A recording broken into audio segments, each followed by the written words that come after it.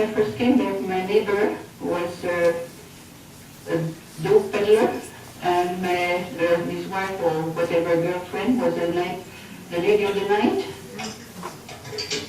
For years, Juliet Ashby's apartment building was a trouble spot. Break-ins, robberies, damage done by tenants. The police were constantly on the doorstep and nothing seemed to help. Traditionally, the Black Watch program hasn't worked in apartment communities because of there's no long-term investment and no long-term residency. So they imported a new anti-crime program from the United States. Simple steps include stronger deadbolts on doors and anti-jimmy devices on sliding doors on the inside. Outside, shrubbery that once gave prowlers a place to hide is cut back. Signs about the program are posted, and there's a screening program for future tenants. We work closely with the New West Police. They know that right away when they come in the building. They also know that when they phone. I let them know right away we're in the crime-free program here in the New West area, and that screens them over the phone. High-tech security is how many people protect their homes, but this new program shows prevention does not have to be expensive. Police say getting residents involved is the key. One tenants' rights advocate likes the new program, but does have a concern. There's a power imbalance in the landlord-tenant relationship, and a program such as this might give landlords the invitation to take advantage of that power imbalance. Is it safer in the building now? No, there's no comparison. It's just comfortable, it's just nice. 18 buildings have signed up for the pilot project here, but police are hoping it will spread across Canada. Already, other communities in BC and Ontario have expressed interest in this program's low-cost, simple approach to preventing crime. Mike Bothwell, Global News, New Westminster.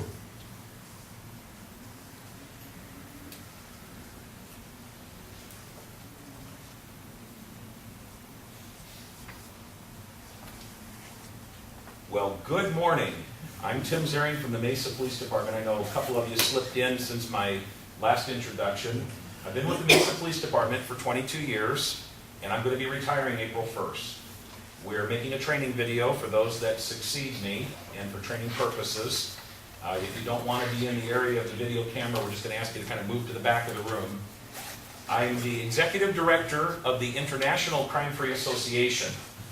In 1992, I formed the Crime-Free Multi-Housing Program because I was spending about 70% of my patrol time in multifamily housing communities. I don't want to give the impression that only criminals live in apartments. I know better than that. In fact, the vast majority of people that live in multifamily housing are great people. Even Section 8 housing, the vast majority.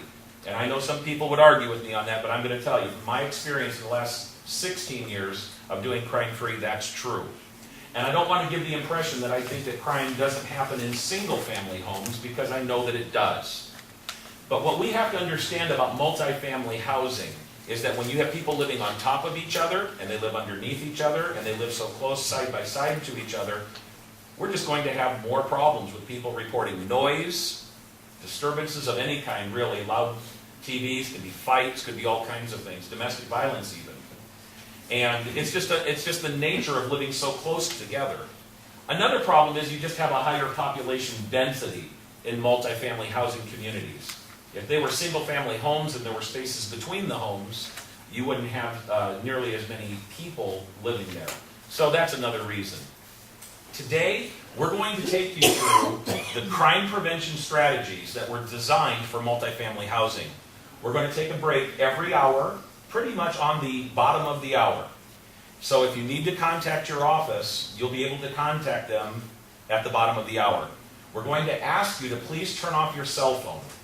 Please put it on vibrate or turn it off completely if you could, so that it doesn't disturb others. The number one complaint I get from this class are cell phones ringing.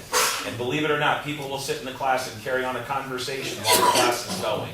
So out of consideration for those next to you, in front of you, and behind you, please turn those off. During the breaks, you'll be able to use the vending machines. Unfortunately, we don't have a budget. That's why the class is free. The city of Mesa doesn't have $1 million for the class, so You'll be able to use the vending machines. If you're going to be drinking anything other than water, we ask that you go to the back of the room and sit in the carpeted area, because drinks have been spilled and they've dripped all the way up to the, well, you've been in movie theaters, you know what that's like. And I'm going to get in very big trouble if that happens. So other than water, please sit at the back of the room. If you want to smoke during the breaks, there's a Ramada out there, and there's some cans for your cigarette butts as well. We typically take a 12-minute break every hour. If I say 10, I know you're going to take 15. So if I say 12, people are usually a little better about making it 12 minutes. And I like to take your questions after you come back from the break, because during the break, that's when people start asking questions of each other and sharing comments, and then that's when they come back and go, hey, I got another question. So it just works out better to take those questions after the break. We're a little bit behind schedule, so we're going to just jump right into the presentation. I want you to just kind of hang on with me for a minute as I go just a little bit fast, so we'll be on time with each of our breaks, and then we'll get you out of here on time for lunch. We'll go to lunch at noon, and then you'll come back at 1 o'clock, and we'll go until 5 o'clock. And we literally do go up until 5 o'clock, in case you needed to know that. Let me tell you first of all why we had to make a whole new approach, a whole new program. You heard Constable Gwen Ranquist in that last video talking about the Block Watch program didn't work in multifamily housing. I tried from 1986 to 1992 to figure out a way to make Apartment Watch or Neighborhood Watch work in apartments. And I just can't get it to work. Last night I had about a dozen police officers with me, some from Colorado, California, as well as Arizona, and I think we had 6 residents show up at the apartment community for the safety social event. Now, to their credit, that apartment community is averaging about 10 police reports a year. Now, if they had 100 police reports a year, sure, there would probably be a crew there with torches and pitchforks and the whole bit. But this is a very large multi-family housing community, probably 200 units, and we're still only averaging about 10 police reports there per year. They've been stellar performers with the crime-free program. What I realized in 1992 was that the typical Block Watch approach will not work. When a person buys a house, they've got a large financial investment in that home. And the longer they live there, the more they build equity. So when crime comes into their neighborhood, they say, by God, I've got a right to defend my property.